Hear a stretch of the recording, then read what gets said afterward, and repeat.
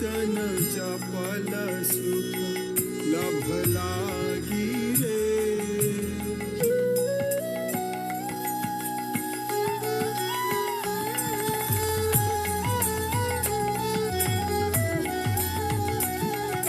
श्री नंद नंदन श्री नंद नंदन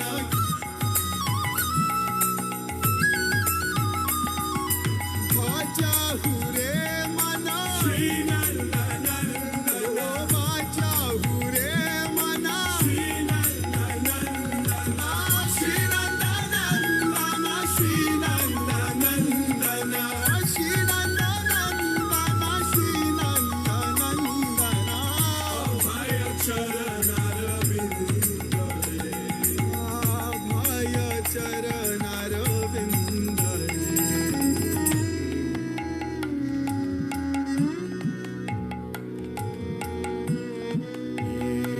धन यौवन पुत्र परिजना इथे की आछे परदीति रे।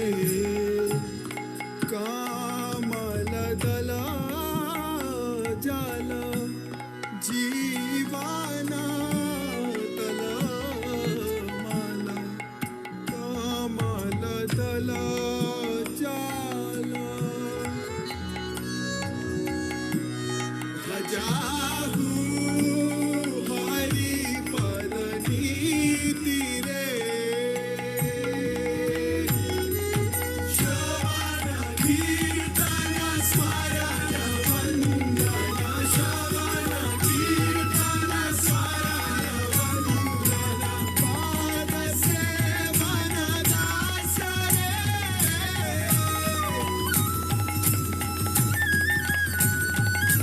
पूजन सखी जन आत्मनिवेदन पूजन सखी जन आत्मनिवेदन गोविंद दास अभिलाष रे गोविंद दास अभिलाष रे। भजहु रे मन श्री नंद नंदन अभय चरण अरविंद रे। भजहु रे मन श्री नंद नंदन अभय चरण अरविंद रे।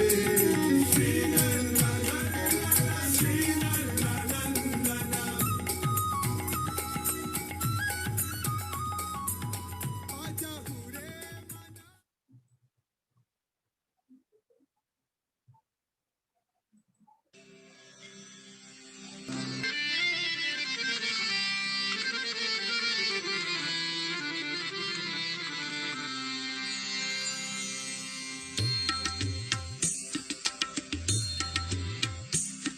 नमो विष्णुपादाय कृष्णप्रेष्ठाय भूतले श्रीमते भक्तिवेदान्त स्वामी इति नामिने। नमो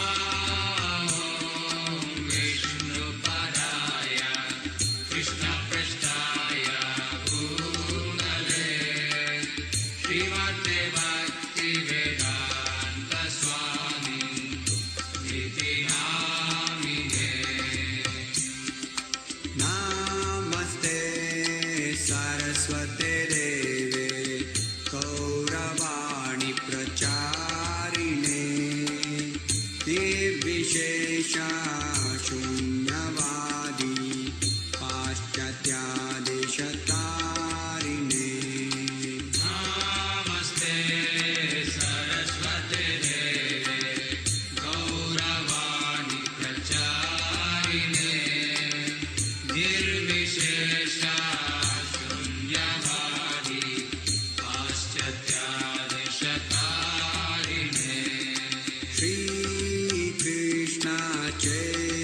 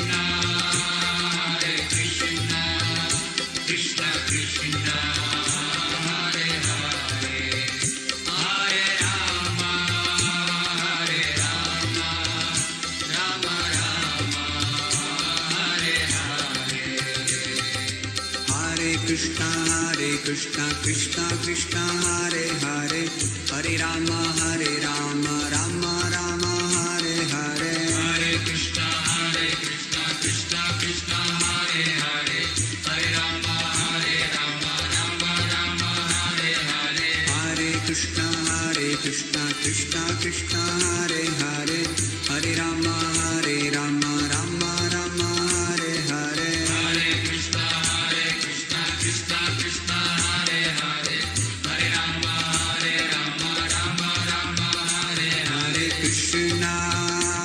Hare Krishna Krishna Krishna Hare Hare Hare Rama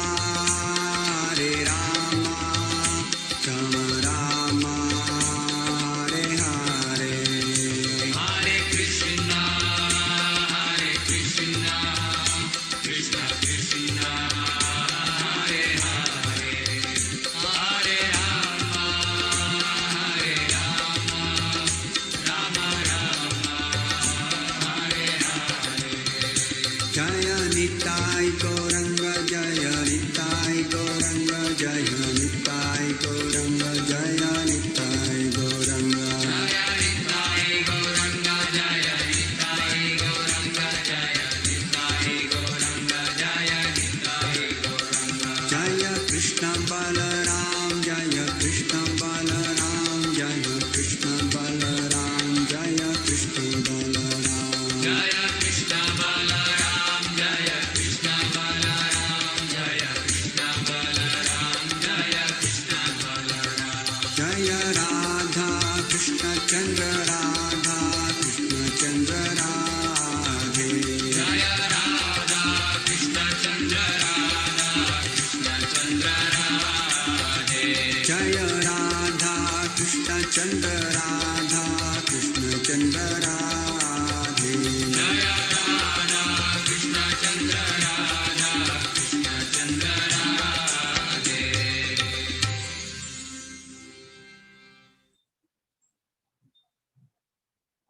We'll start in 2 minutes.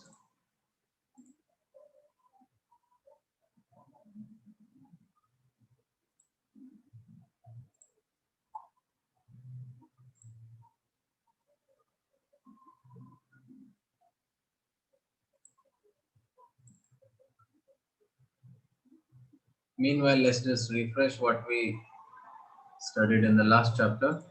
We first discussed how we have entered the heart of Gita. We are at the central 6 chapters of Gita.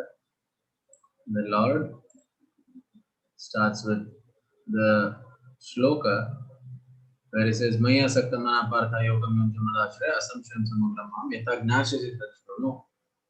He says, by practicing. How? By practicing yoga in full consciousness of Him, with mind attached to Him, we can know Him in full and free from doubt. And he says, Manushyanam Sasreshu Paschidesiddhe Tatam Siddhanam Kaschin Mam Vidyata. Out of many thousands, few attempt, and out of those who have attempted, even fewer achieve complete knowledge of Krishna. Then Krishna spoke of his 8 energies, and he told us that he is the taste of water and so on. Then he said, Namam Dushikano Mudha Prapadyante Naradama Maya Pratagnana Asram Bhavam Ashrita. Those are grossly foolish, lowest among mankind, have their intelligence stolen by Maya, so they do not surrender to the Lord. Then we discussed there are 4 types of people who surrender to Lord, and these are the 4 types that do not. Dushkritano Mudha Naradama Maya Pratagnana, 4 kinds of people that do not. And then we concluded that there is only one way to get out of this trap of this material world that we are stuck in, and that is by remembering Krishna. So in this chapter we are going to discuss how that is going to happen. How is it doable, and whether it is doable or not.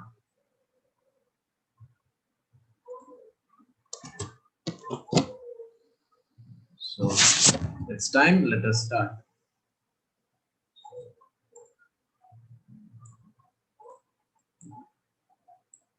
Yes, give me 1 second to get everything set up. Okay, we are now in the 8th chapter. We are getting closer and closer to the center of the chapter. It's known as Akshara Brahma Yoga, which is translated as attaining the Supreme, how we can attain the Supreme. In the last chapter, there were a lot of heavy jargons thrown, which Arjuna says he did not understand. In the last chapter, at the end, few shlokas, we heard the words like Brahma, Adhyatma, Adideva, Adiyagna, and so on. So Arjuna inquired, Om Agnanatimirandasya Gnananjana Shalakaya Chakshuroन्मीलितं येन तस्मै श्री गुरवे नमः नमो विष्णुपादाय कृष्णप्रेष्ठाय भूतले श्रीमती भक्तिवेदांत स्वामी नामने नमस्ते सारस्वती देवी गौरवाणी प्रचारे निर्विशेषशून्यवादी पाश्चात्य देशतारे जय श्री कृष्ण चैतन्य प्रभु नित्यानंद श्री अद्वैत गदाधर श्रीवासादि गौरवृंद हरे कृष्णा कृष्ण कृष्ण हरे हरे हरे राम राम राम हरे. So in the first, like all chapters, this chapter also starts with a question. So Arjuna is asking, okay, you used a lot of words, out of which I would like some clearing. Can you explain them? And this whole chapter is going to be understanding these words.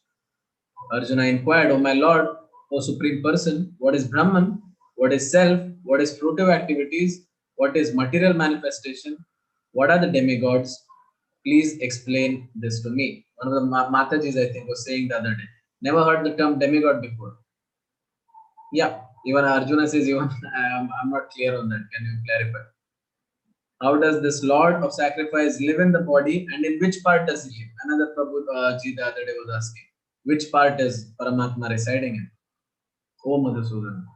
And how can those engaged in devotional service know you at the time of death? At the time of death, how will I think about you?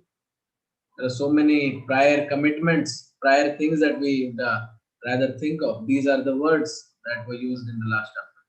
Jara Marana Mokshaya Mam Ashritya Tantite Te Brahma Tadvidu Krishnam Adhyatmam Karma Chakhilam, and so on. We can see here. That was the last chapter. So here it is simply tabulated so that we can go through them quickly. This is the summary of this chapter right at the beginning.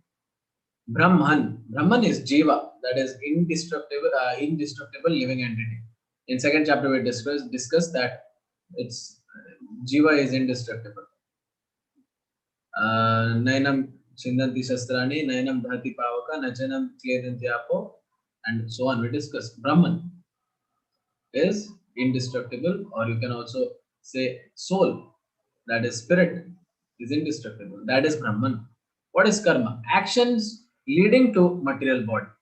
That can be actions that I'm doing right now that are keeping me alive in this body, or actions that the same actions which decide what my next body is going to be. If I'm very, very lazy, I'm not active, and I eat and just sit, I'm going to gain weight and my body is going to change. My material body's form is going to start to change.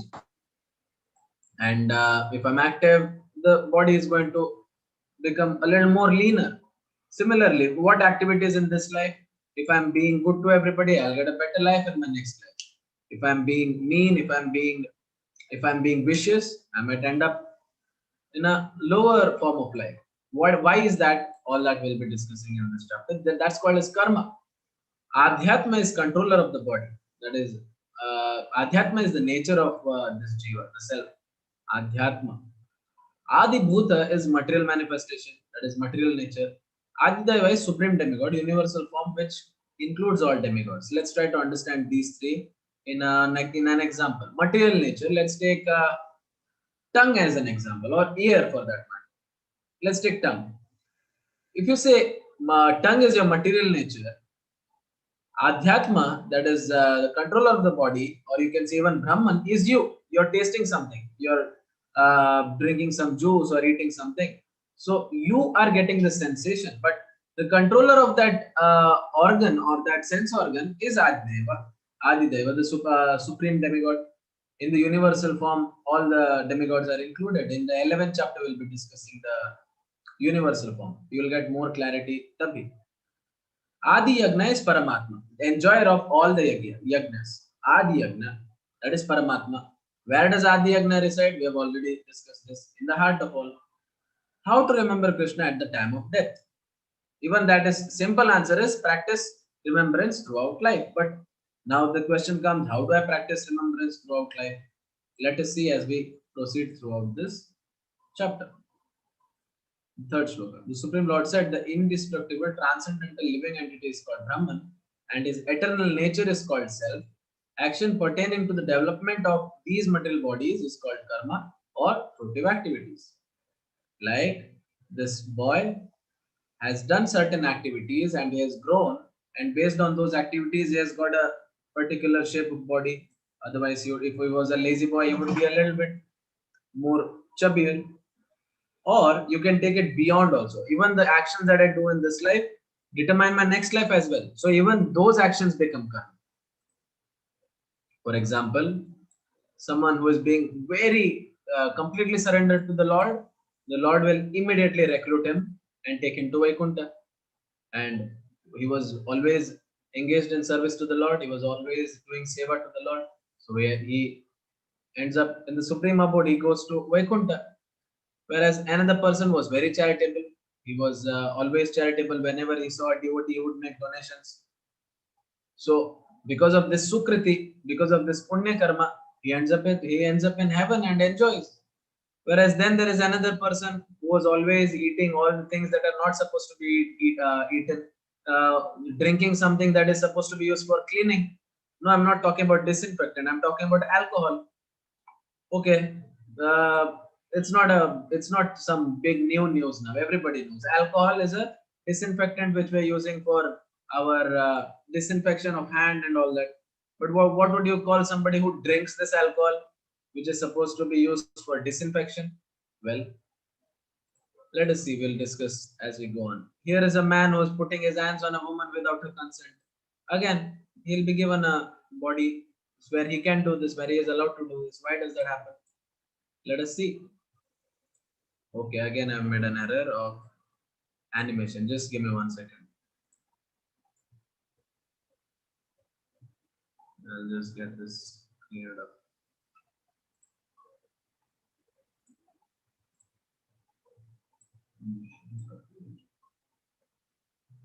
Yeah. Yeah. Okay. So what is the logic behind this? Many people see. Okay, I have not shared my screen. Okay, sorry about that. Why does this happen? What is this law of transmigration of souls? And is it unfair? Who thinks law of transmigration of souls is unfair? That is, I do some nonsense activity and I end up in a improper body where I would not have the spiritual benefits, or I do good deeds and I end up in a good situation in my upcoming life. Is this fair or unfair? What do you think? You can use the chat box or you can vote right here. Fair, unfair? Okay, some are saying fair. Does anybody think it is unfair? In case somebody does, delay is unfair. Immediately punishment hona chahiye tha. Yes, okay. But somewhat fair, everybody is saying. Let's try to understand. The law of transmigration of soul, that is from one body to another, based on desires, that happens based on desires and acquired merits. That is, many people see it as strict dictatorship of Lord, and some other, you know, on the contrary, the truth is very distant from this assumption. We think God is being very unfair, God is being very dominating. Why should he do this to me? I want to enjoy, let me enjoy. I want to drink alcohol, let me drink alcohol. Why should God interfere? Let us see if he's interfering or not. I want to do whatever I want to do. Why? Who are you to tell me anything? Don't judge me. The Lord has clearly stated that he is Suhridam Sarva Bhutanam, meaning he is a well-wisher of all living entities. But sometimes he acts like he is not a well-wisher of all the living entities. Wouldn't you say? Wouldn't you say he sometimes looks like he's not well-wisher of all living entities? Let us see if that is the case. If one develops taste in virtuous activities, Lord grants his wish, and in the next life he gets birth that enables him to do better activities. Okay, maybe these sentences are too complex. Let's take an example. We have all been to the market or temples or demigod, wherever we have been to a lot of places, and we see beggars everywhere. Everywhere there is a beggar, and the worst thing is seeing a young boy or a girl beg or selling something, better than begging. They're selling something, newspaper or something they're selling on the streets. What do you feel? Suddenly, don't you feel this suffocation that I wish I had more so that I can make their life better? I wish I had more money so that I can give it to this young boy so that he can go to school. Or is there anybody who has never felt like that? Everybody has felt this, isn't it? No? Yes, everybody has felt this. Not just children, not just school, college kids. Everybody thinks like this. I wish I had more so that I could do more. Well, Lord grants you a wish. Just because you have this wish of doing good to people, and as long as you keep having this wish and you keep endeavoring towards that, in your next life, the Lord grants you a situation where you can bring about change. He'll put you in a political position where you can bring about change, or you will be born in a very rich family where you can do philanthropic activities. We see a lot of rich people, they have their own charity organizations. Yes, in the last life, they wanted to do good, and in this life, the Lord has given them a chance to do so. But sadly, once this chance is given, our mind starts to play with Maya, and we think, okay, now I have money, I don't want to do good, I will enjoy, and we end up in a messed up place. Anyway, next case scenario is another example is if one develops tendency to act viciously, he gets interested in all sorts of vices. Lord grants his wishes as well. It's not that he punishes him. To protect the fellow from punishment, he gives him a suitable form where the activities are natural to him. We'll take a very common example that happens in India. Have we all seen this or have we not? Is there anybody who has not seen this scene on the highway anywhere? There's always people passing urine on the side of the road. Has anybody not seen this?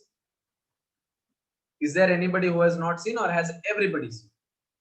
Well, yeah. Now, this is very unnatural and the police are going to catch him. It's illegal, it is unethical, it is immoral, it is against many of human injunctions. You should not do this, but you still do this. Lord is so merciful, he'll be like, okay, beta, don't worry. You want to do this, no? You go ahead. I'll give you a suitable body.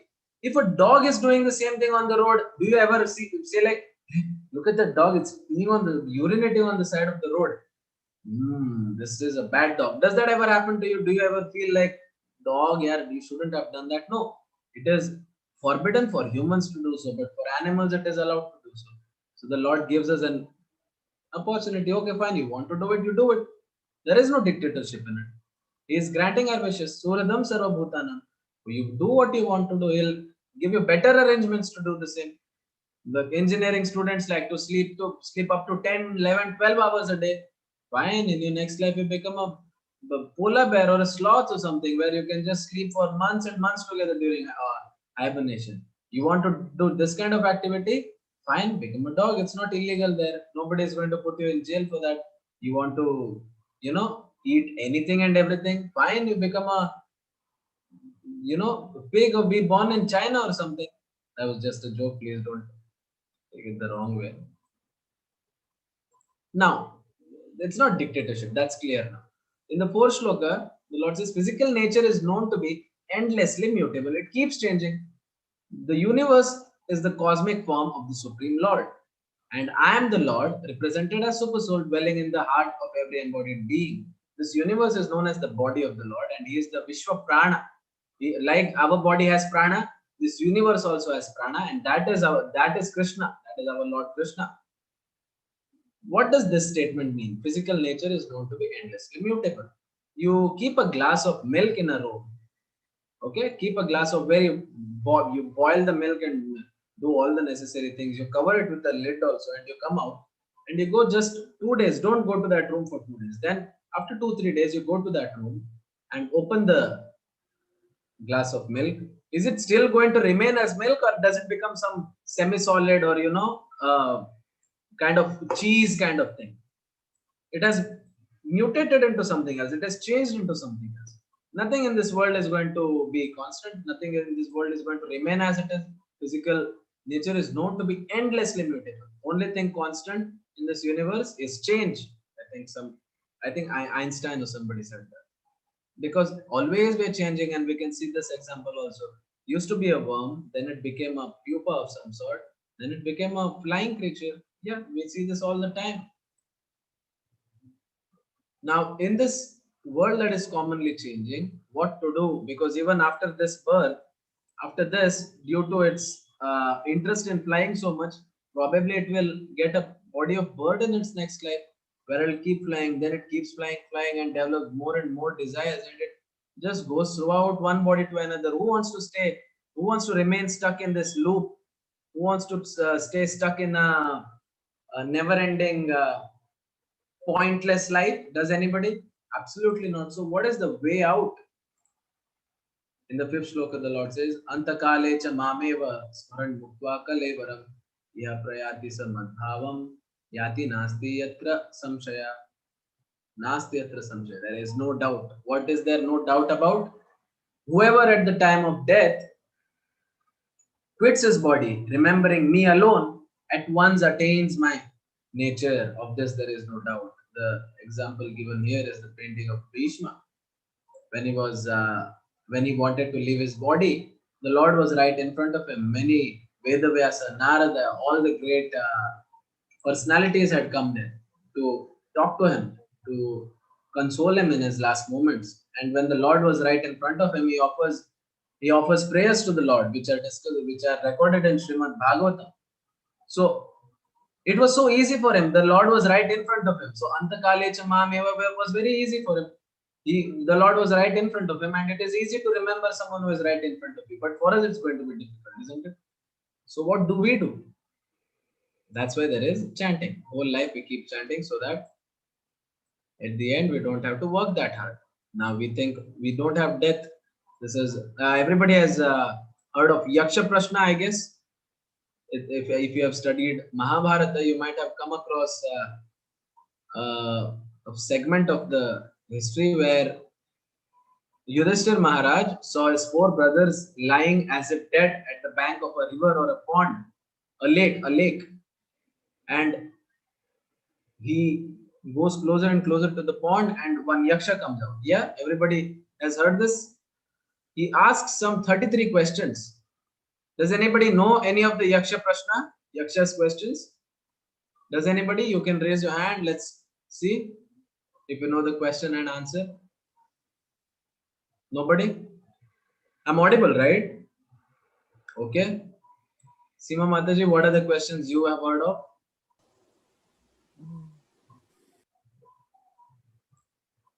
Yes, Mataji. One of the questions was what is permanent? What is permanent? And what does Permanent. he say? And what does he say? He says death. I mean, what is sure to happen? So he says death. In English also there is a phrase, no? As sure as death. Yeah. Yes. And do you know any other? No, I don't think so. I forgot actually. There are 33 questions. Yes, 30. Good. Do you remember one? I remember one. Anybody else? Yes. Akshita Mataji, do you know any? Yeah. What has the maximum speed in the world? And what does he say? मन मन Yes, की गति सबसे because, तेज होती है. because sunlight takes around 8.5 minutes to reach from the sun to earth, right? That's a known fact. High school mein padha tha. But mind can Right. reach. I think sun. My mind is at sun. So yes, mind is faster. Yes, correct answer. Yes. Anybody else? Good, Mataji. Anybody else knows any other question? Okay, use the chat box meanwhile. Who am I? And what was the answer? Do you remember? Anyway, one of the final questions was, what is the most surprising thing that you have seen in this world? What is the one thing that has surprised you the most in this world? And Yudhishthir Maharaj gives this as the answer. He says, Ahani ahani bhutani gachantiha yamalayam sheshasthavaram icchanti kim ascharyam athaparam. Ahani ahani bhutani gachantiha yamalayam. Hundreds and thousands of living entities meet death at every moment. Sheshastavaram icchanti, remaining foolish people who are remaining, they think, I don't have death. Stavaram icchanti, they think they'll live forever. They think they are deathless and does not prepare for death. This is the most wonderful thing in this world. If you ask a school-going kid, a good boy, so-called good boy or a good girl from a school, what is the most surprising thing you see in your class?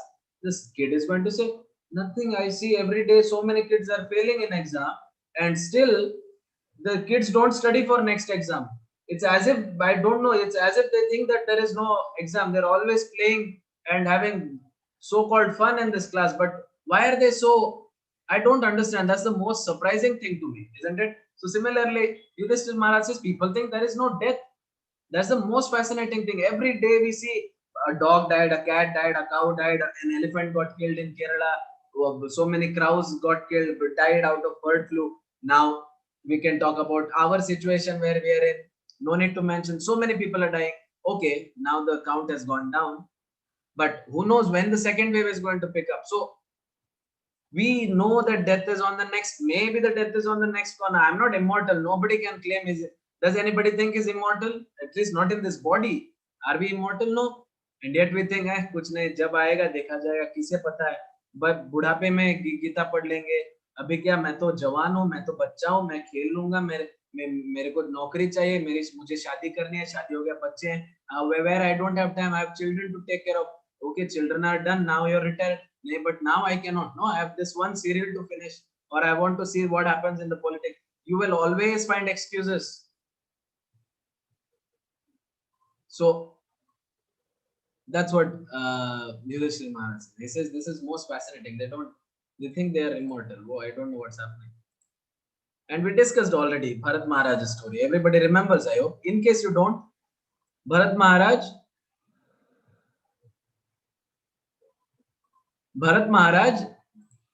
leaves the giant entire world, which was his kingdom. He leaves it when his son was ready to take up the kingdom. When he was of the right age, he says, you become the king, my son, I'm going. And the entire people of the entire kingdom come and start crying, saying, please don't leave us.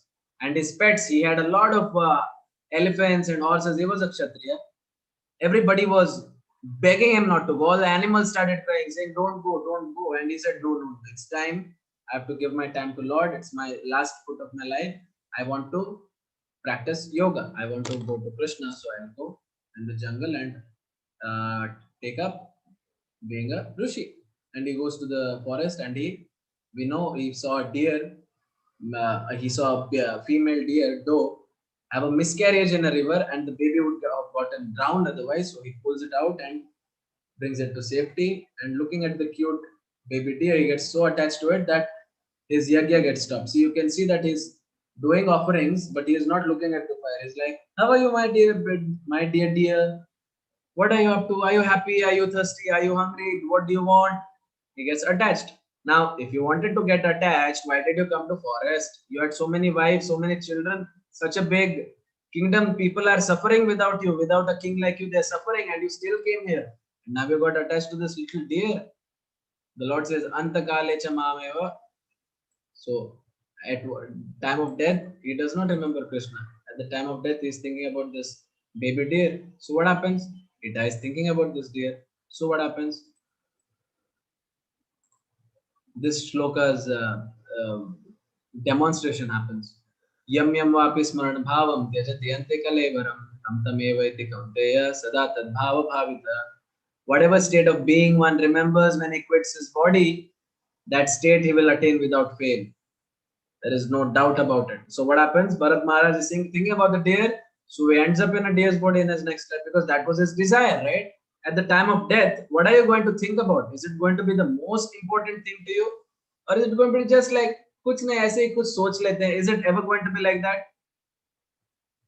What do you think? It's going to be the most important thing to you, right? your children, your property, your wife or your husband, your some dispute that you had with some neighbor, something that's the most important thing to you, most essential to you. That's what you're going to think about. And Bharat Maharaj was attached to this deer so much, he thought about the deer at his last breath. And he ended up in a deer's body.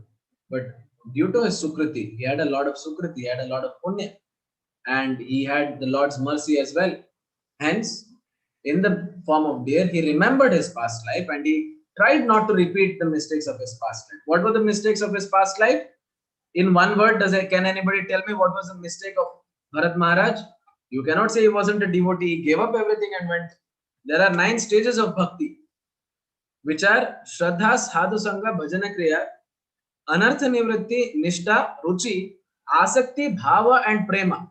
And he was at the level of Bhava, just one step away, just one step to go to achieve perfection, and he fell. Does anybody know a game where you fall just before the last step? There is a chance of falling just before the last step. Yes, attachment is the answer. Correct. But now I've come up to the next question. Does anybody know a game where there is a chance of losing one step before the final step? Snake and ladder. Yes. What happens there? There are 100 steps to take, and if you end up unluckily on 99, where do you come back to? From 99, where does it connect to? I think it is 2 or 3 or something. No, you come back to the beginning. What does snake and ladder depict? That's an old traditional game of India, which was developed to teach children the laws of karma and how to. The only way to escape is by achieving 100. Anything 99 is not enough. 3 or 2, something it ends up on. So same thing happened with Bharat Maharaj. He was climbing quite fast. Yes. And on 99, he got caught and got attached. So what happens? This deer, baby deer, decides not to get attached. As soon as it's born out of the mother, it remembers its past life. It's like, where am I stuck? Such unfortunate situation. As soon as it could start walking, it starts to run away from its mother and goes as close to a kutir, a place where rishis and munis are residing, and just sits there. Whatever uchista was there, whatever they used to eat and remnants were being thrown away, whatever fruits they used to eat and throw away the peel, that this deer used to eat. Whatever flowers used to be offered to the Lord and used to be discarded, those flowers this deer used to eat. And due to this, in the next life, due to this tapasya that the baby deer did, in its next life, it comes back to human form in a Brahmana family where there is a very good chance of excelling, and takes birth as Jada Bharata. And Jada Bharata again remembers past life and the previous life. It remembers he remembers that he was the king of the world, and he also remembers he made a mistake and ended up as a deer. So in this life, although he is a Avaduta, beyond everybody, beyond spiritually very, very, very exalted, he pretends to be a mentally retarded, dumb, and deaf person so that nobody disturbs him, so that he can concentrate on his spiritual journey. So he acts like can't hear, can't speak, and he always acts retarded. And there are 4 chapters in Srimad Bhagavatam about that. In Bhakti Vraksha, when you register after Bhagavad Gita, which I request you people to do, when you register for Bhakti Vraksha, you'll be discussing all of these in detail. Bhagavad Gita is like a formula book where you learn many formulas like yam yam api smandham tejanti ante kalevaram. Yes. Then in Srimad Bhagavatam, you're going to see the sums where you can see this happening. It's like learning formulas. Yeah, understood. But when a sum is given to you, you cannot solve it. So similarly, if you practice sums well enough, you can easily solve the sums which come in exam. Similarly, Srimad Bhagavatam, Bhagavata Purana, takes you there. It gives you how to solve sums. It gives you how to solve problems. It's a much deeper study. Next level. So this shloka is understood, I hope. So therefore, what to do? Whatever state of being one remembers when he quits his body, that state he will attain without fail. Okay, so what do I do with that information? Okay, I'll start thinking about film stars and I'll end up as a film star. Well, you might end up as a film star and you might end up depressed as well. You're happier in this life than being a film star or whatever you think you'll be happy in. Let's discuss happiness also today. What is happiness? That's why Tasmat Sarveshu Kaleshu Mama Nusmara Yudhyacha Maya Arpita Manobuddhir Mame Vaishasi Asamshaya. Therefore, Arjuna, you should always think of me. And me, matlab, how can you think of someone when if they don't have a form? Krishna has a form. You should think of Krishna. You should always think of me in the form of Krishna and at the same time carry on your prescribed duty of fighting. For Arjuna, it was prescribed duty. It was his prescribed duty to fight. For me and you, it's not the prescribed duty to fight. What is a prescribed duty? Upcoming chapters will come to know. With your activities dedicated to me and your mind and intelligence fixed on me, you will attain me without fail. That is why Sarveshu Kaleshu. Always we should think of Krishna. When I'm drinking water, Rasoham Apshukam Jaya. Krishna said, I'm the taste of water. Wow. That's not tasteless. That is Krishna. Prabhamshi Shashi Suryayo. I'm the light of sun and moon. So anything that you see is because of sunlight or moonlight. So whatever you see Krishna. So Tasmat Sarveshu Kaleshu. Yeah, okay. What is this? How to do Sarveshu Kaleshu? How to do Ma Manusmara? Here is the answer. Abhyasa Yoga Yuktena Chetasa Nanya Kamina Paramam Purusham Divyam Yati Parthanu Chintayan. He who meditates on Supreme Personality of Godhead, his mind constantly engaged in remembering me, undeviated from path, he, Partha, is sure to reach me. Again, there is a case study for this. Anybody has heard of Ajamila or Ajamila? In south of India is known as Ajamila. Ajamila or Ajamila. Anybody has heard of?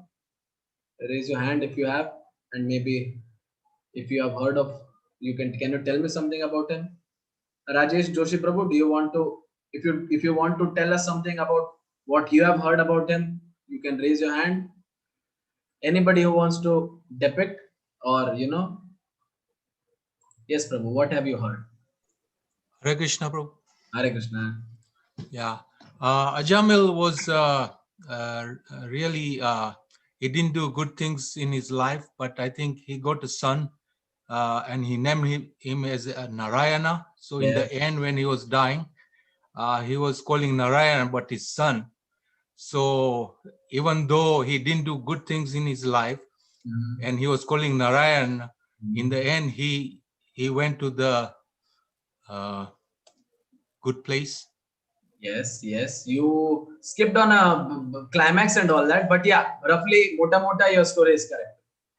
Anybody knows more details? Thank you, Rajesh Prabhu. Yes, Prakash Prabhu, you know more details about the stories. Do you want to fill us in?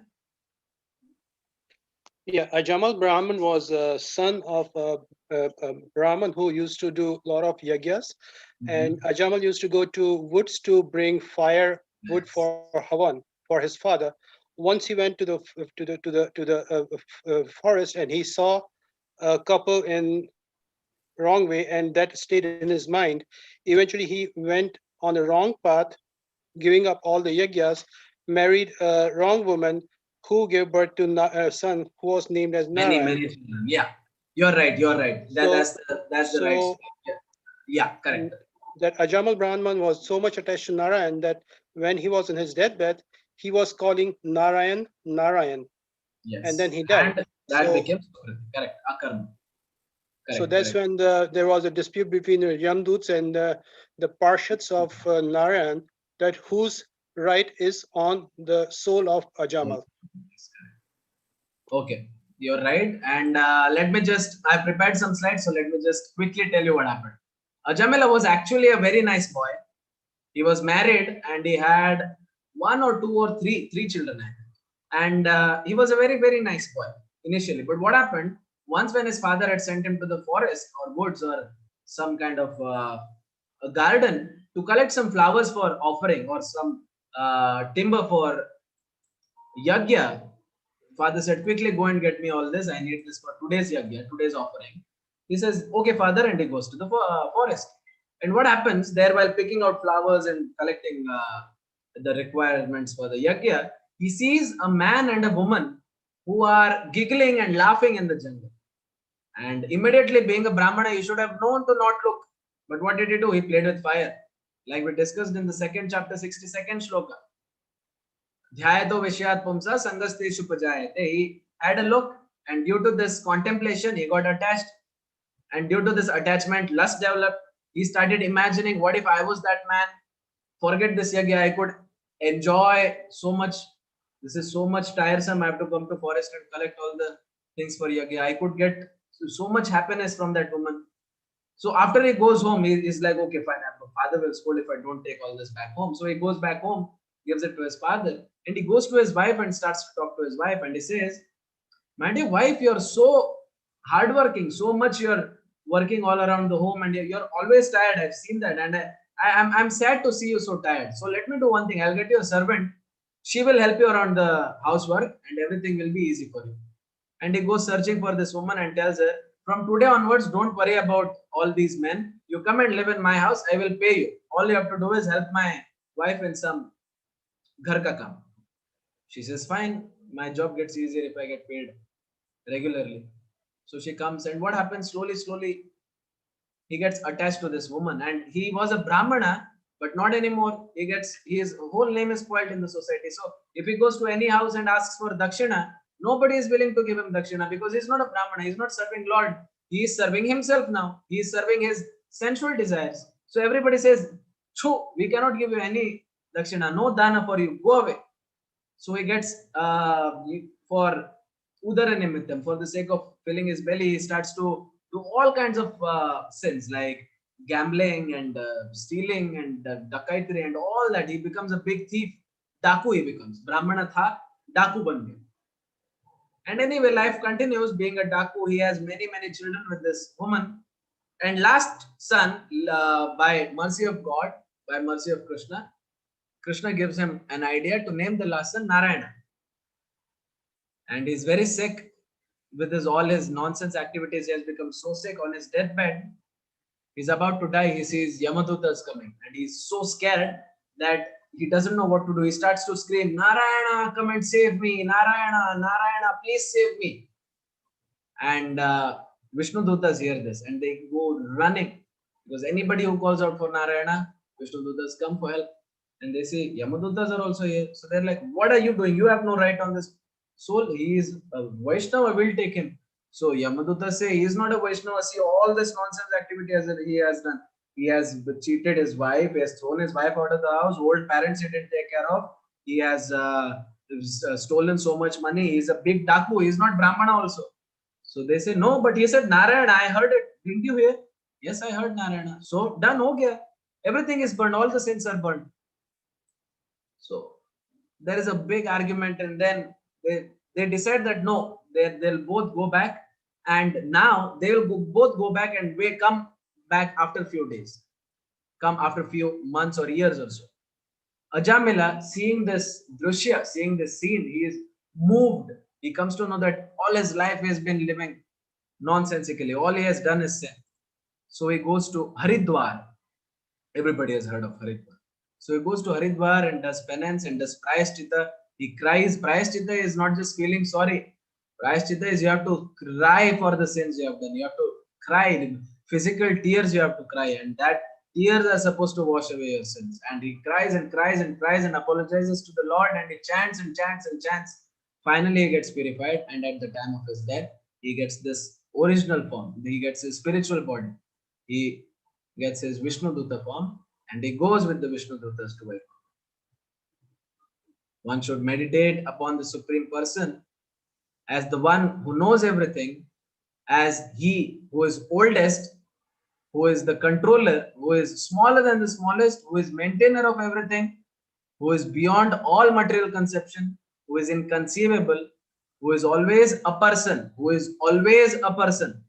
He is luminous like the sun, and being transcendental, he is beyond this material nature. He is the oldest. Well, he might not look old. Why does he not look old? Anybody wants to answer? Krishna is the oldest, and why does he not look old? Anybody knows the answer? Come on, it's easy. He does not look old because his form is not material like me and you. We age with time, but he is the master of time. His form is spiritual. He is Sachidananda Vigraha. So his spiritual body never ages. This universe ages, but he doesn't age a second. He is the knower of everything. He is the Sakshi. He sees everything. He is Paramatma. He knows everything about you. Even things you do not know about yourself, he knows.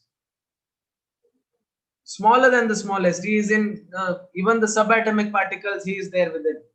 Who is maintainer of everything? Yes, he maintains us all. Who is beyond all material conceptions? You cannot. He is Adhokshaja. Adhokshaja means Adha means down. Akshaja means some kind of.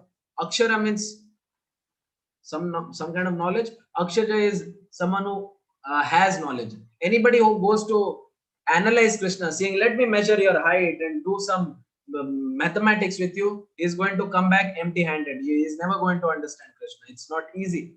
That's why he's known as Adhokshaja. He's also known as Asama Urdhva. Asama Urdhva. Asama means nobody is equal to him. Urdhva means nobody is above him. He is Asama Urdhva. Nobody is equal to him nor is above him.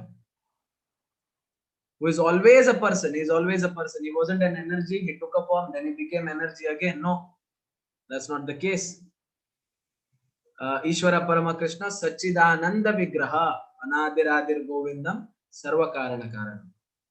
He is luminous like the sun and being transcendental is beyond this material nature. By his wish he comes, and when he doesn't want to stay here anymore, when his Leela is over, he goes back. So in that way we have to meditate upon him. You can see Brahma meditating upon Vishnu. You can either say through the lotus he comes and he is meditating on the Lord, or you can see Shiva here meditating upon the Sankarshana form of Lord. That is the people whom we are supposed to be inspired by, not ere, not just anybody. These are the people that we should take as inspiration. Okay, we come to a fundamental question here. Let's see how many can answer. What is happiness? Come on, we have all lived on this planet for a couple of decades. Let's have a small discussion. Who wants to tell me what is happiness? Define happiness for me, will you? Anybody? Use the chat box if you're shy. Contentment, okay, that is happiness. We're getting many definitions which some will agree with, some will not agree with. Let's see if we can come to the right definition which everybody can agree with. That would be the best definition, no? A definition where everybody can agree with something. Let's see.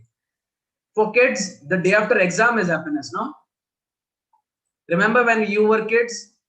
No, peace. Well, let's see about that. After exam, I'm so happy exams are over. Everybody remembers those days.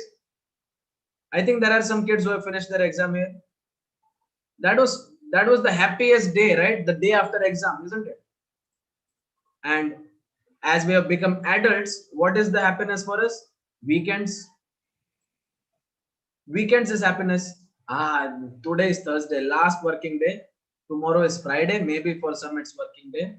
And then Saturday and Sunday, I can relax. No work. That's so much happiness. For a prisoner, the duration where he is not being punished is happiness. Maybe in the jail, Chucky piece, he has to break stones and get beaten and all that. Done. All the punishment is over. Now he can sit in his room quietly. Well, that is happiness to him. But let us see if it is really happiness or comfort. 0 is greater than -1, no? 0 is greater than -1, isn't it? Anybody who has studied basic mathematics remember 0, -1 and all that, no? Okay, use the chat box. What is greater, 0 or -1?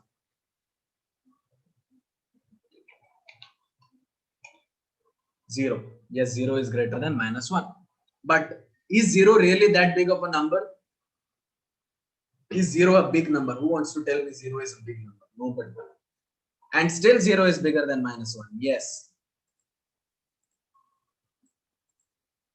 In this world filled with miseries and pain, we just see few moments of painlessness. Oh, okay, I was getting beaten like a drum 10 minutes ago. Now I'm not being beaten. Oh, I'm so happy. No, you're just not feeling pain right now. That is not happiness. Are you able to understand? Someone was torturing you. Someone was putting your. Okay, let's concentrate here. Someone was putting your head underwater, holding it there for 10, 15, 20 seconds, and pulling you out. Will you say, thank you, you're making me happy. Because of you suffocating me so much, now I'm happy. Is that the case? No, for a second there, you stop feeling pain and you think that is happiness. That is not happiness, that is zero. Forget 1, 2, and all that. From -1 or -100, you have come to zero and you're thinking this is happiness. This is not happiness. That's why the Lord is saying, Dukkhalayam Ashashvatam. Let's see. Mam upetya punarjanma dukkhalayam ashashvatam naptuvanti mahatmana mahatmana samsiddhim paramagata. After attaining me, great souls who are yogis in devotion never return to this temporary world which is full of miseries because they have attained the highest perfection. Sadly, this world is full of miseries, but good news it is ashashvatam, it is not permanent. Yes, you might be in jail, but jail is not forever, no? At least majority of people come out before their life ends. See, if you want to escape the jail, you can try to you can try to jump over the fence and you'll not be successful. But what if you had the keys to the gate? You could just come out, no? You could just walk out like you own the place. So similarly, you have the key to get out of this painful world. Just start chanting and develop taste for this chanting. Surrender to Krishna. Done. Keys will be delivered to your place, and you can go out. Don't try to. We are in this prison. We have to realize that. That's why this is known as Bhava Sagara. Sagara means what? Is anybody making house in Sagara? No. Somebody is floating for a while. Somebody is drowning. This is a jail. That is why the deity in charge, the Devi in charge, is called Durga. What does Durg mean? Anybody who knows Hindi? What does Durg mean? Anybody knows Hindi or Samskrita? What does the word Durg mean? Nobody? Fort, gate, yes. What about jail? Can I say jail? Fort is a jail, no, where prisoners are kept. Durg means jail in simplest terms. And Durga is the jailer of this world. She makes sure people don't escape. That's why she's called Mahamaya. She fools you with her energies such that you either have hunger for power, hunger for money. She keeps you occupied in one or the other, like keeping a little kitten occupied with the bottle cap. You give just one bottle cap and the kitten will play with that bottle cap for hours and hours. Just like that, we are playing with money. Oh, I have 100 rupees, I will spend. Now it says 100 rupees, he will spend, and the 100 rupee keeps rotating around the world. The money belongs to nobody. Nobody is able to understand this. It is just your turn to spend it. Hey, look at this, I have so much water. Well, I do, but is that water mine? No. In hour or 2 hours, that water is going to leave me, and forever, probably I'll never see that molecule of water again. I do not have the power to even hold one molecule of water with me. Even one molecule of water will escape me. And what is mine then? False ego. I think water, nothing is mine. That water bottle is not mine. The water inside is not mine. The money is not mine. It's going to be spent eventually. Even if I keep it as mine, how is it mine? Nothing is mine. So Durga keeps us, she's doing the service to the Lord of keeping these, me and you, we people who do not belong in Vaikuntha, us sinful people, us prisoners, well occupied. Wouldn't it be a nice jail where people don't want to escape? We are in a jail where even if you give them ticket to come out, they don't want to come out. They'll be like, hey, go away. I'm enjoying it in this jail so much. There is a way out though. And we think going to heaven will be nice because it's nice there. Well, from the highest planet in the material world down to the lowest, all are places of misery wherein repeated birth and death takes place. But one who attains my abode, O son of Kunti, never takes birth again. Even in heaven there is death. Many times we have heard, If you have studied even a little bit of Shastra, or you have heard stories from your grandparents, you have heard that so many demons attack Indra and there is always war going on. This demon captured Indra, Hiranyaksha captured Indra, Hiranyakashipu captured Indra, Bali Maharaj defeated Indra, Ravana's son defeats Indra. That's why he's known as Indrajit. He is always defeated. There is always war happening in heaven. Earth is also a place of war. Earth is also never quiet. For 2 years, you see there is no dispute on the border. Then here this border dispute starts, that border dispute starts. Where is there? Is there any place in this universe where there is happiness? Well, and then don't tell me there is happiness in hell, because we know that hell is nothing but pain. Hell is the worst. We can agree to that. But heaven is just an illusion of happiness because it's temporary. By human calculations, 1,000 ages taken together is duration of Brahma's one day. We spoke 1,000 Divya Yogas together becomes Brahma's one day. And such also duration of his night. Same for the night also. When Brahma's day is manifest, this multitude of living entities come into being, and at the arrival of Brahma's night, they are annihilated. Shiva comes and destroys us all, saying, Brahma has to sleep, you all go to hell or heaven, wherever you want to go. Again and again, day comes, and this host of beings is active, and again the night falls for Partha, and they are helplessly dissolved. You cannot say, no, no, no, no, this time I don't want to die, I want to live. No, the whole earth is going to be submerged into the ocean. You cannot live. What is the way out? Yet there is another nature which is eternal and is transcendental to this manifest and unmanifested world. Comes and goes, comes and goes, comes and goes. But there is one place that doesn't come and go, which is eternal. It is supreme and is never annihilated when all this world is annihilated. That part remains as it is. Vaikuntha, where Krishna's Nitya Leelas are going on. He is always playing with his friends and animals, and his cows he's taking care of. He's being naughty with his mother Yashoda. He's stealing butter. He's always having his pastime with his dear devotees. And we can be a part of that, either as a dove or a cow or a monkey or even a blade of grass. I would be happy being. Wouldn't you be happy being a blade of grass under Krishna's foot, Krishna's lotus feet? I would be. This is known as Goloka chart. It is developed from deep studies of Srimad Bhagavatam. This is the entire universe, and this universe has 7 coverings: 1, 2, 3, 4, 5, 6, 7. And beyond the covering of this universe resides Maya, Ramadevi, Shambhu, and Karanodakashayi Vishnu. Then beyond this universe and many, many universes, beyond them exists the world of the Lord, which is known as Vaikuntha. What is the meaning of Vaikuntha? Vai means not there, Kunta means miseries. A place with no miseries, that's the only place with no miseries, because everywhere there are miseries.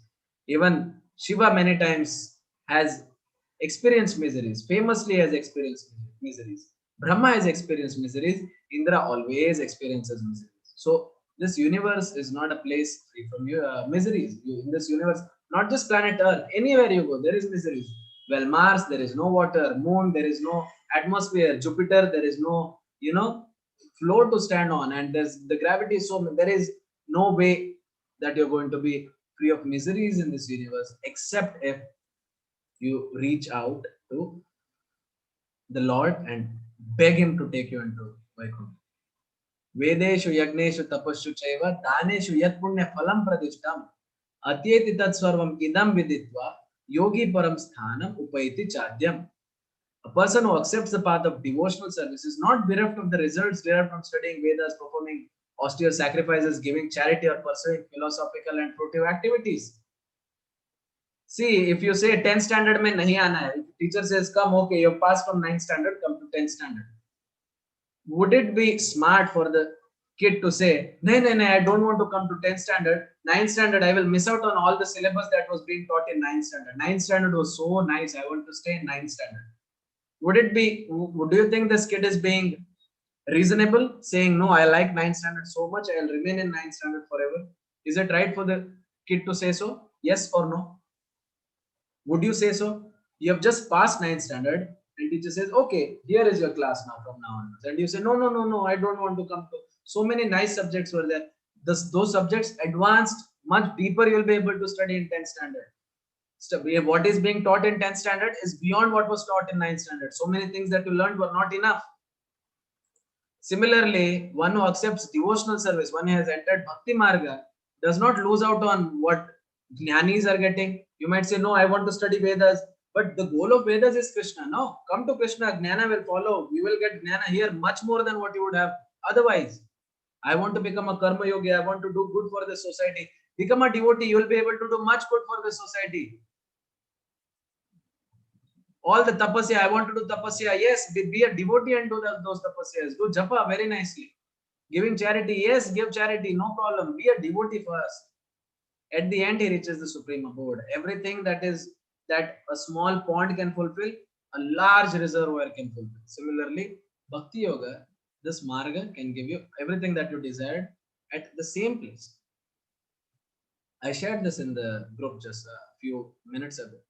Krishna Tvadiya Pada Pankaja Panjarantam Adyaiva Me Visto Manasa Rajahamsa Prana Prayana Samaye Kafavata Pitthai Kantho Varodhana Vidhav Smaranam Kutaste. Oh Krishna, please allow my mind to immediately yield to your lotus flower like feet, just as flamingos enter into the labyrinth of lotus flower stems. When at the moment of my last breath, my throat becomes constricted with bodily humors, that is Vata, Pitta, and Kapha. How will I be able to remember you without your mercy? Please, Krishna, grant me this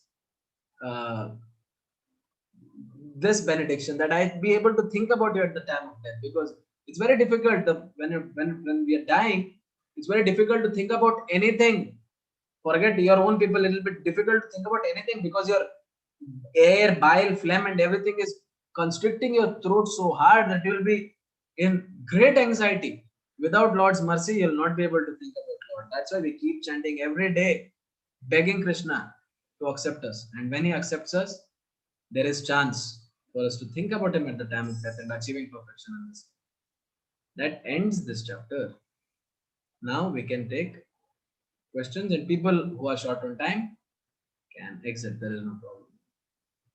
Yes, Saujanya Mata ji, you have a question? Are you there? Yes, Mata ji. Hare Krishna Prabhuji. Hare Krishna. I have 3 questions. Yes, Mata ji. You are saying that Om means it is Lord Vishnu or Krishna. I am not saying. Krishna is saying Pranava Sarva Vedeshu. He says, I am Om. I am the syllable Om of all Vedic hymns. Yes. What is the difference between Vishnu and Krishna according to you?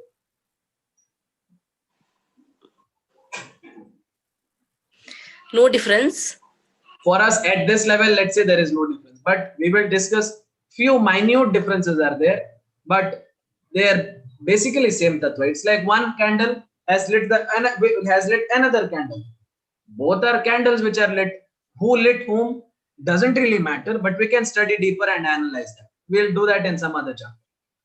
But according to Hindu, which we learn in our home, Om means Shiva. Just as like. In Brahma Samhita, it is clearly stated what is difference between Shiva and Vishnu, or Krishna for that matter. And Brahma says the difference between Shiva and Vishnu is the difference between curd and milk. What is the difference between curd and milk, Mataji? Is there a difference in the level of protein or sugars, or is there any difference between curd and milk? No. But still, are they the same? No.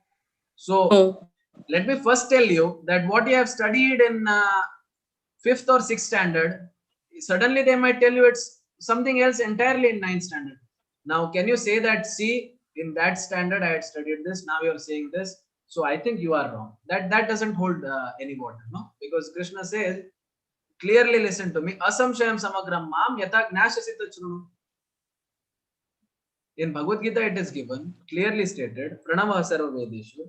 Where did you hear this thing? Yes, even I have heard from many places, but what is the source for this? That Shiva is Om? Where is it mentioned? Many My people- mother and my mother-in-law. Yes, but who can you cite this? I can cite saying Krishna is saying here Pranava Sarva Vedeshu. He's saying I am Om. Where did Shiva say such thing? I'm sure it is mentioned in one or the other scripture, Yeah. but we have to argue scientifically. No, Mataji. Yes. There is barely any difference between Shiva and Vishnu. Again, let me tell you, Shiva is nearly God. That is why he is known as Mahadev, the supreme demigod. Deva means demigod. Mahadev is the highest of all demigods. I have nothing but love and respect for Lord Shiva. He is an inspiration. He is Vaishnavanam Yatha Shambhu. There is no bigger Vaishnava than Shambhu, no bigger Vaishnava than Shiva. But still, there is a difference. I heard demigods in this class only. Mhm. Shiva and Durga and Lakshmi Devi, they are all demigods, and Lord Vishnu is supreme God. Yes. But if we shift from praying to demigods to Lord Vishnu, will they get upset? It is a childish question. No, But no, I no. just- This is a common question, Mataji. Everybody asks this. Now, let me put an example. Okay, you are a devotee of Hanuman. Let us say I have many friends who are devotees of Hanuman, and they say, "Hi, yeah, Lord Rama is supreme. We agree, but I am a devotee of Hanuman." Now, if you are a devotee of Hanuman in the right mood, there is absolutely no problem. If you worship Hanuman, saying you are Ramaduta, you are such a nice devotee of Lord Rama, you are such a great servant of Lord Rama. Lord Rama loves you so much, you love Lord Rama so much. Lord Rama resides in your heart. If you tear open your chest, we can see Lord Rama. You are the greatest devotee of Lord Rama. Is it wrong? Do you think it is wrong? No. Absolutely not. It is perfect. It is correct. But now, if somebody comes and says, Hanuman, you're so great, you are real God actually. You are beyond Lord Rama also. You are the greatest. I am your servant. I don't care about anybody else. You say whatever you want. I will not even listen to you. I am your devotee. What will Hanuman say? He will start crying, won't he? Yes. Similarly, all the demigods, if you go deeper and study Shastras more deeply, you will come to know that Durga is called Vaishnavi. What does Vaishnavi mean?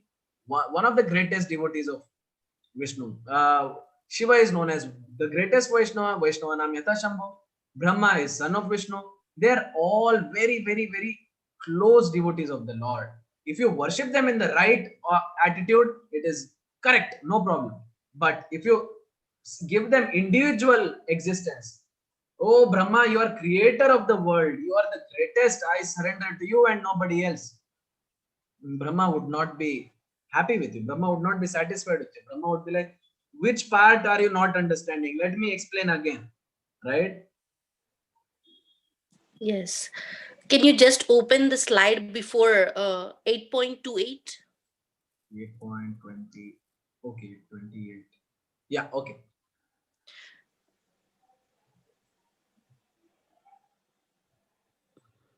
This one? Before that one. Okay. This one? This is Goloka chart. Yeah. What about Yeah. this?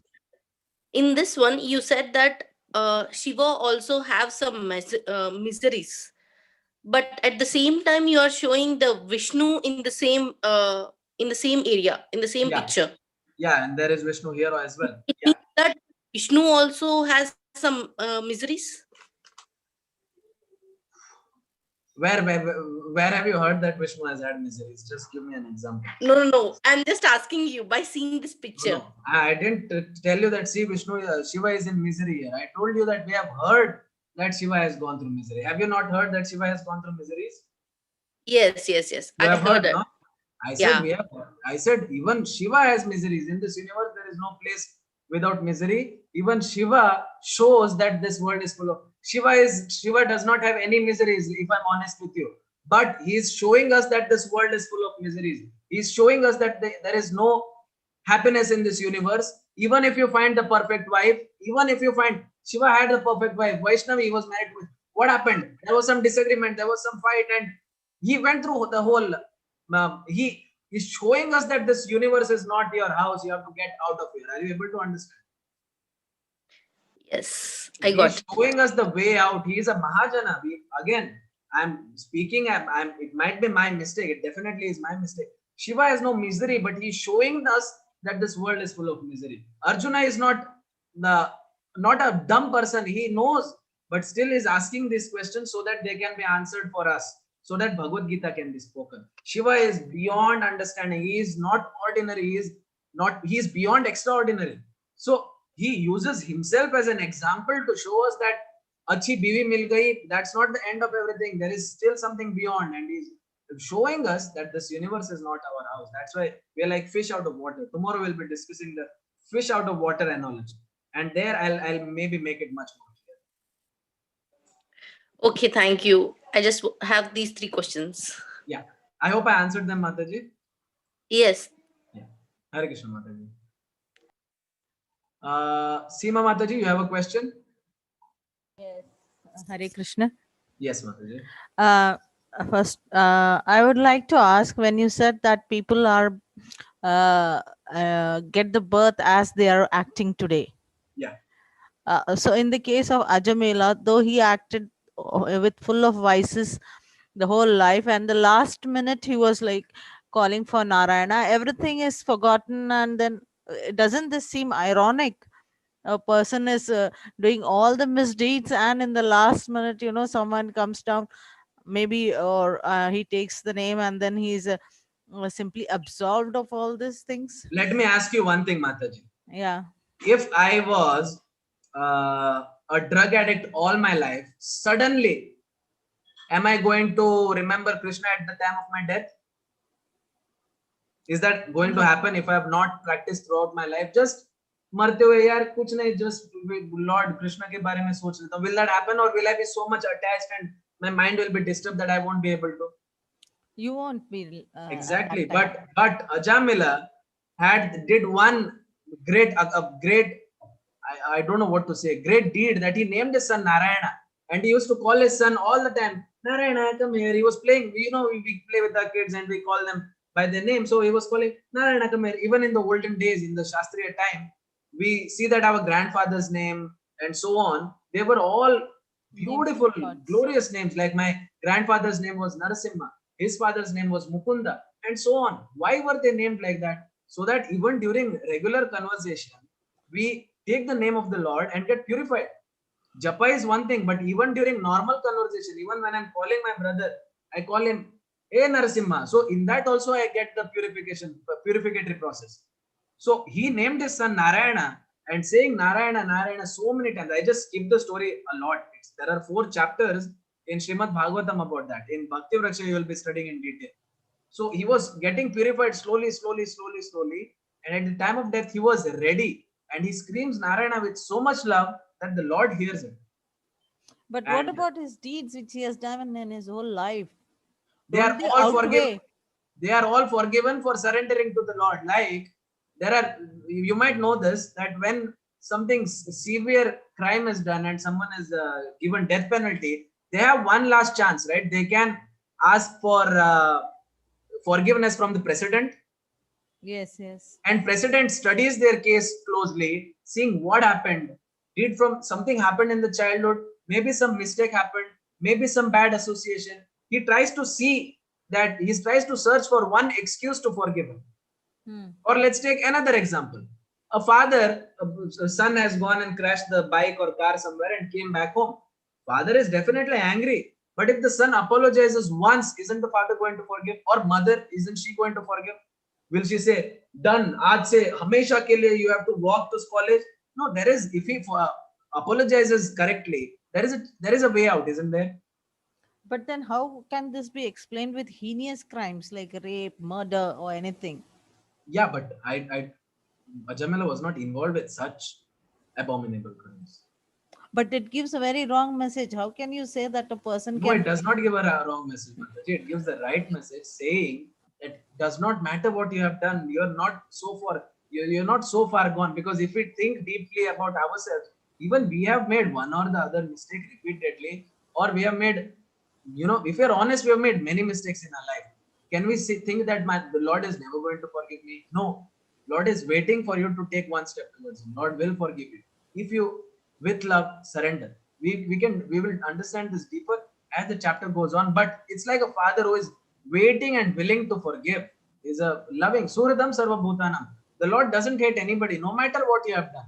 Lord wants to forgive you. If you have done prayaschitta, and I told you about prayaschitta which he had done, he cried and cried for many, many years, and he did lot of sadhana, did lot of chanting, and ultimately purified himself, and then was he ready. Just for saying Narayana, he wasn't taken back. No, he was given another chance. He was given another chance to leave all this behind, go to Haridwar, and practice Bhakti Yoga properly, isn't it? Okay, so that Right off the bat, they didn't say, Yamdutas, you don't worry, we will take him, hum dekh lenge. No, no. They said, Chalo, let's decide one thing. You go back, we go back, we give him a few years to correct himself, and let's see what he does with this time. And then he goes to Haridwar and he corrects himself, he repents for whatever he did. so that's it. Repentance is finally the Yeah. thing. Yes, Yeah. not okay. Not just directly. Repentance and sadhana and bhakti. He had to apologize to the Lord constantly. Okay. Okay. Yeah. Thank you. Thank you so much. Yeah. Any more questions, Mataji? Not anymore. Okay. Hare Krishna. Yes, Shipra Mataji, you have a question? Yeah, Hare Krishna, Prabhuji. Hare Krishna Mataji. I wanted to ask questions on 8.7. Mhm.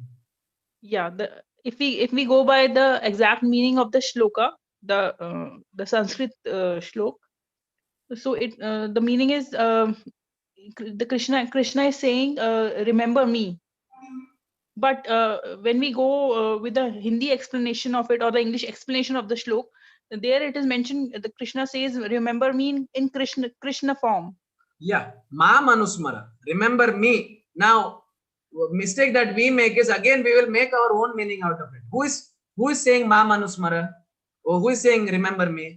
Of course, Krishna is saying that, but he's not saying that remember me in Krishna form only.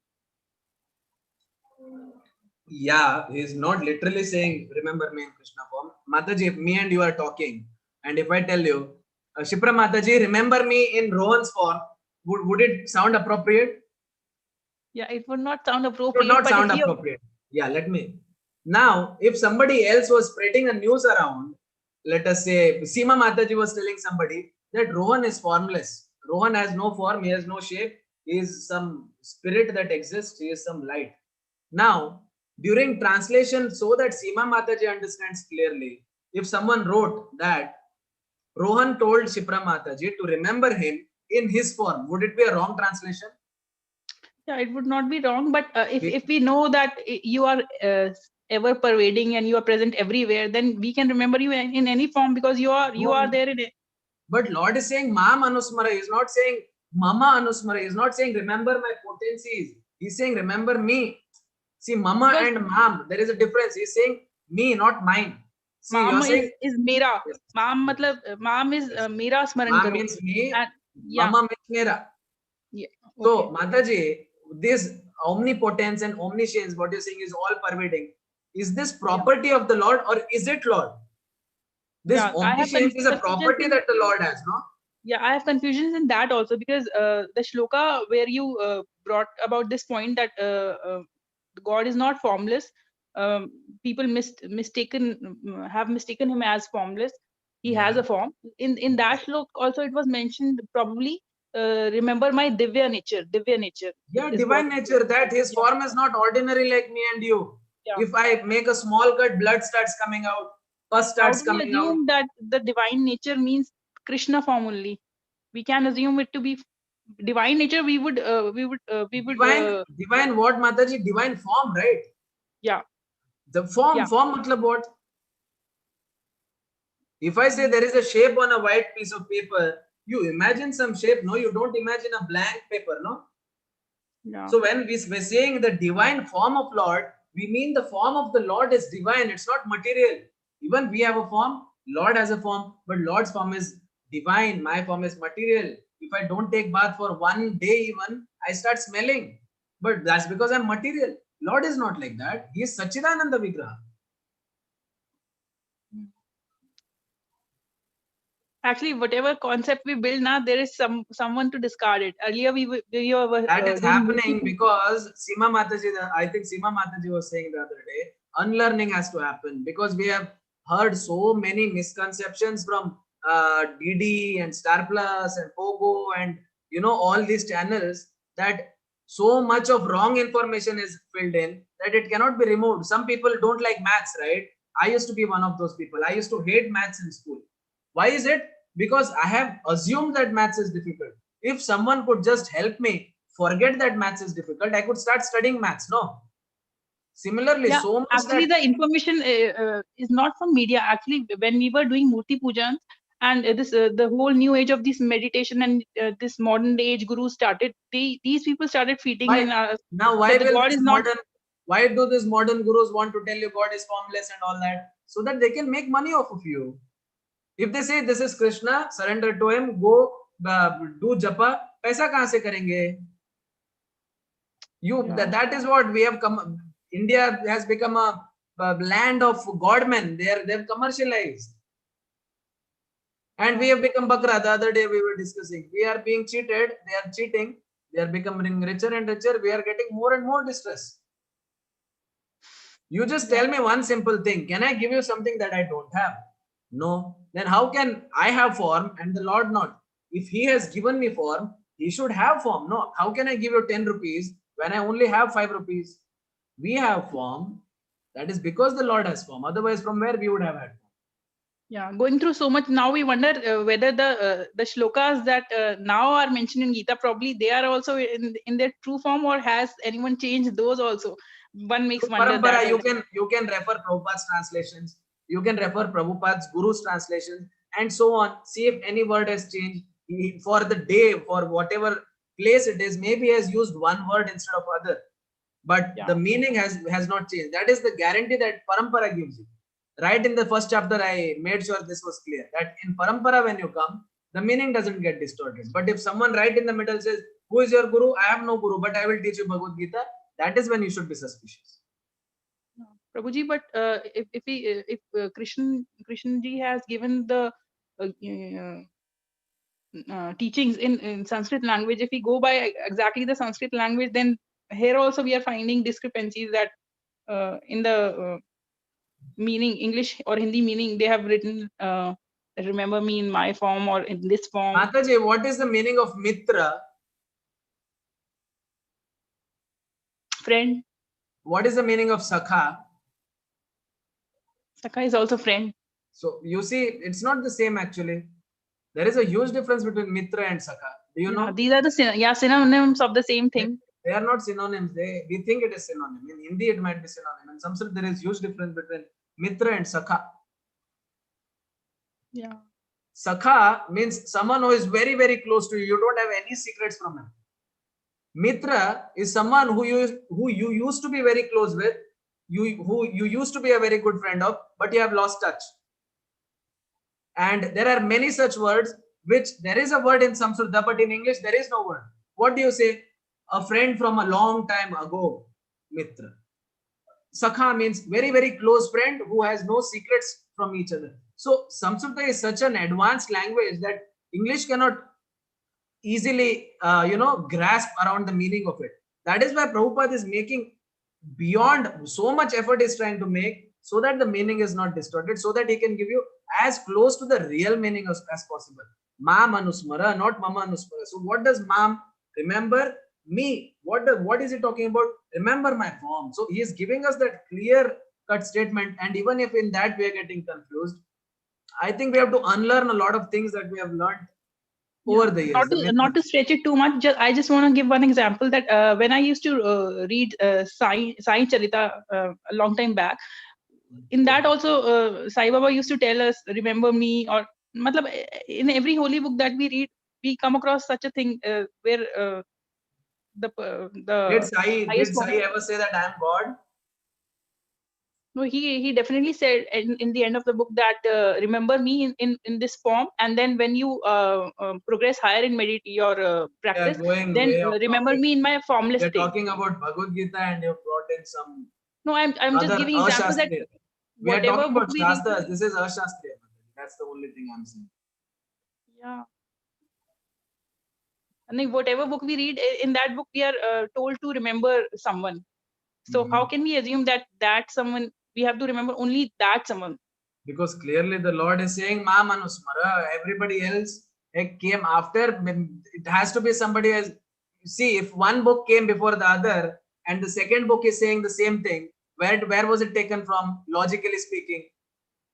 We thought If that I write, all of these when you forms are the form of God only. Sai is also God, this is also God, that is also. Nowhere in Shastras. Take one Purana out and show me.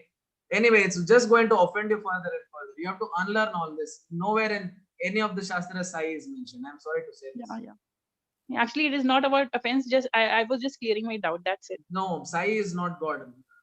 Don't. That I understand. I was But just you giving clearly example. do. You just said Sai is God. By God, That's that what is we have to. Yeah, Mataji. that is our devotion, that we take them as God. Yeah, that's that what. was, According to our desires, we go Anya Devata. We go with we follow our desires. But when we're talking about spiritual science, we should not bring in Ashastriya against Shastras, whoever has gone. Anyway, I can share some more information on that. If you WhatsApp me, I'll just share. If you personally reach out to me, because we're holding off people, let's answer a few fine. Yeah. Hare Krishna. Thank you. Hare Krishna. Yes. Malleshwara Rao Prabhu, you have a question? SG, Hare Krishna. Hare Krishna Prabhu. One simple answer for happiness. What is happiness? You told no. Yeah. That One simple answer for that I require. You think till tomorrow. We'll discuss about that tomorrow. There is something called as comfort, peace, and happiness. Thank you. I'll just tell you three things: comfort, peace, happiness. If you want to note this down: comfort, peace, and happiness. We think they are all same.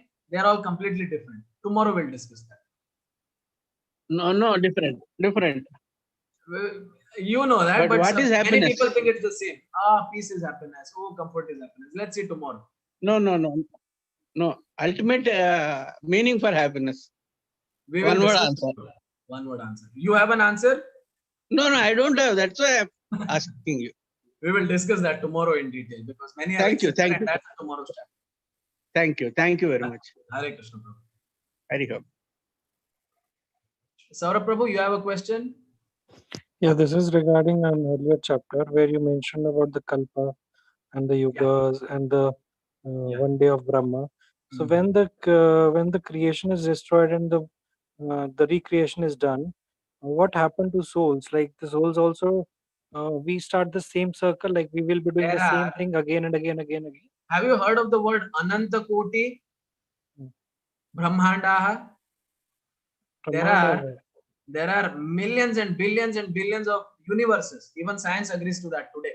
There is a theory going around which is known as string theory, or also the multiverse theory. So when this universe is being destroyed, of course, higher planets do not get destroyed, but beings from the lower planet, the souls from the lower planet, for the time being, may be translocated to another universe, and during the destruction which is happening there, if the reconstruction is happening here, the souls can be brought here. We keep jumping in this material universe, and this material universe is full of millions and billions of tiny universes in it. Like we are stuck in this universe with Brahma of 4 heads. There are bigger universes where Brahma has 25 heads, thousands of heads, and so on. Okay, but what I also want to know is that if after a lot of kalpas, the same day, I will be doing the same thing which I'm doing today, or will I be doing something else?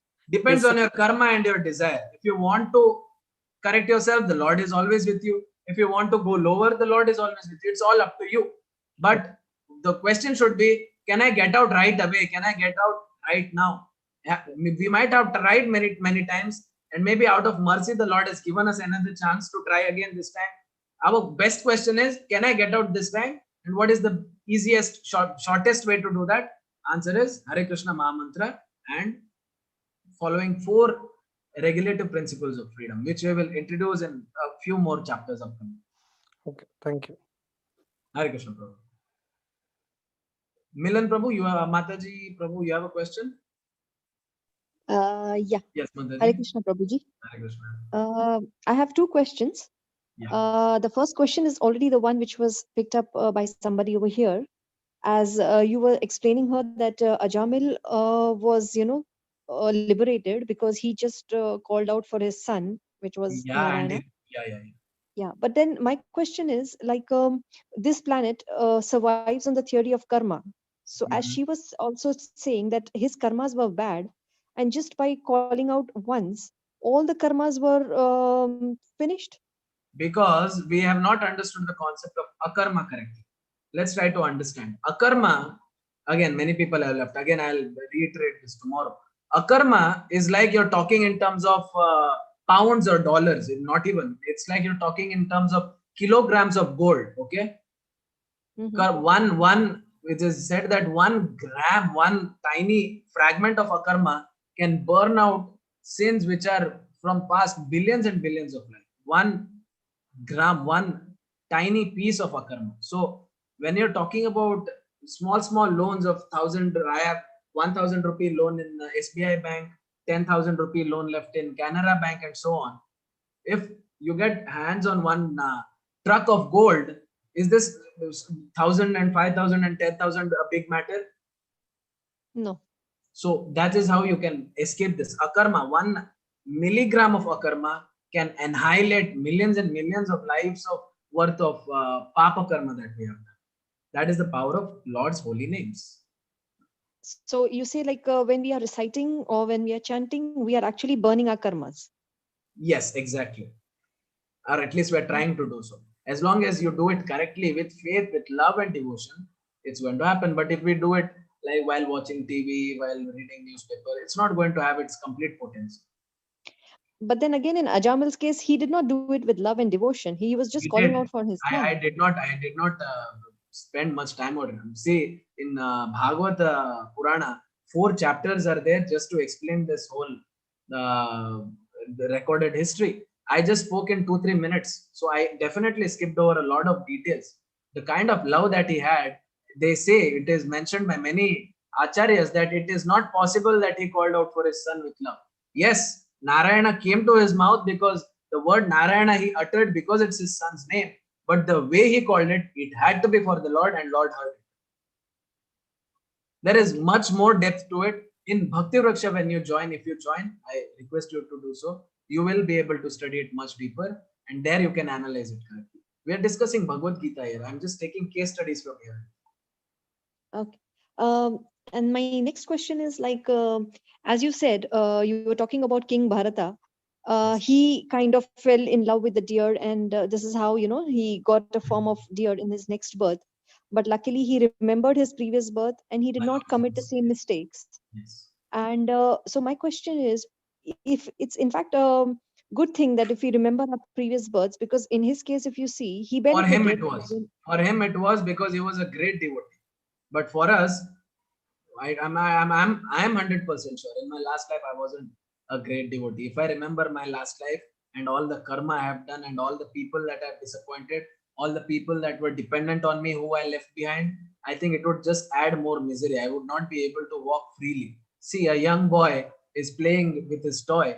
Imagine what if he had remembered his past life and how he has left his children, or maybe his wife, or maybe his parents crying. Would the child be able to play nicely and grow up nicely, be a happy child? Even you're going to lose all your life if you remember your past life. But that's what happened with the deer also. The deer did not have a so-called happy materialistic life. The baby deer in his next life did tapasya. That's what's going to happen. The whole world is going to start being worried and agitated and being imbalanced completely. Okay. Okay. Yeah, Thank you. made sense. Yeah. Yeah.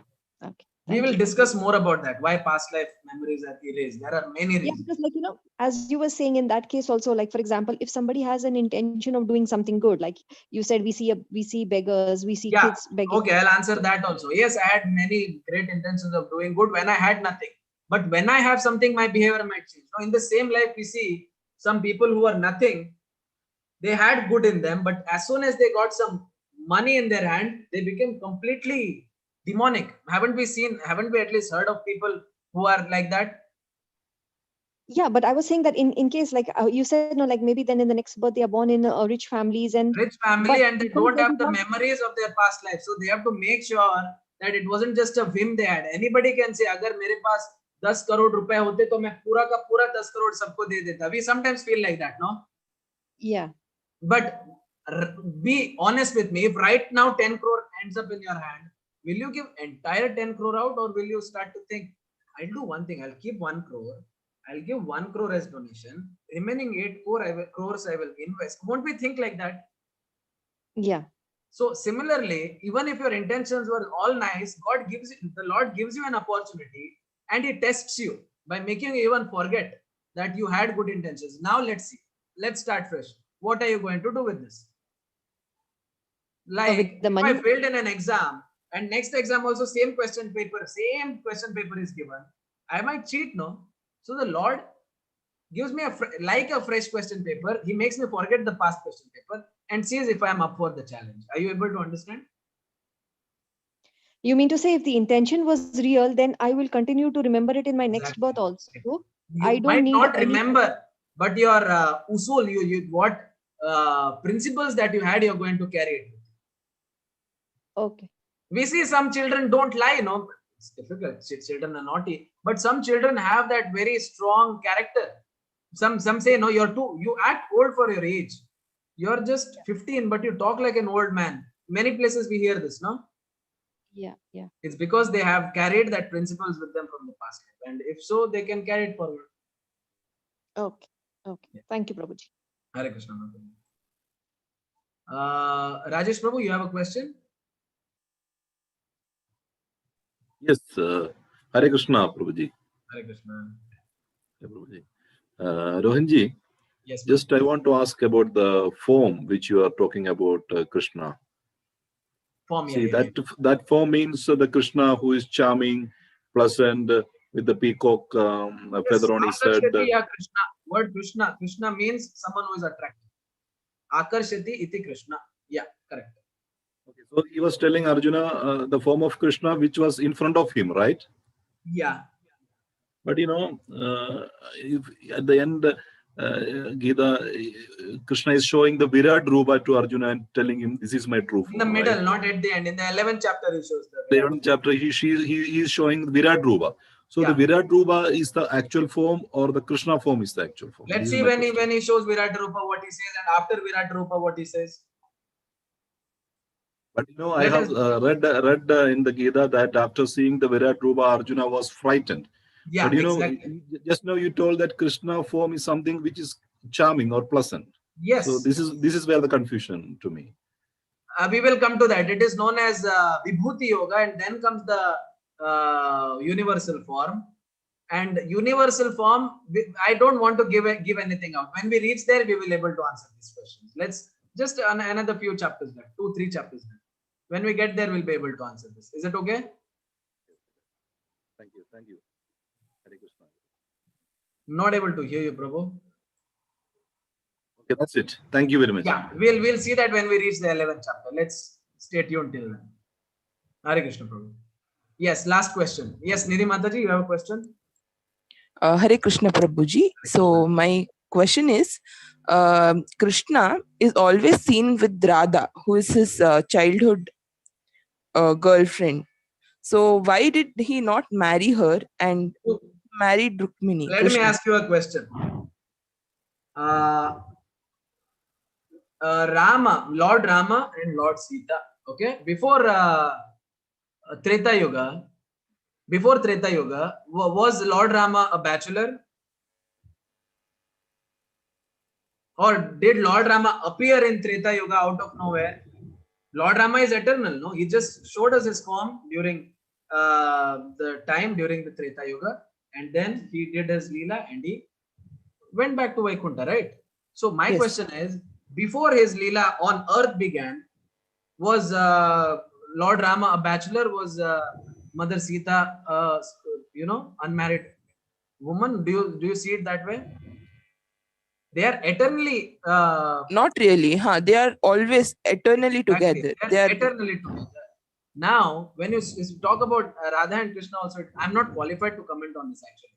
I should just say it's beyond my qualification to comment on that. But this is how I have heard some teachers explain that. See, first of all, who has the right to do Kanyadana of Radharani? Her father. But does he really? Isn't he also? But yeah. You understand what I'm saying? Did Right. Janaka Maharaj really have the right? Dana means something that is yours, no?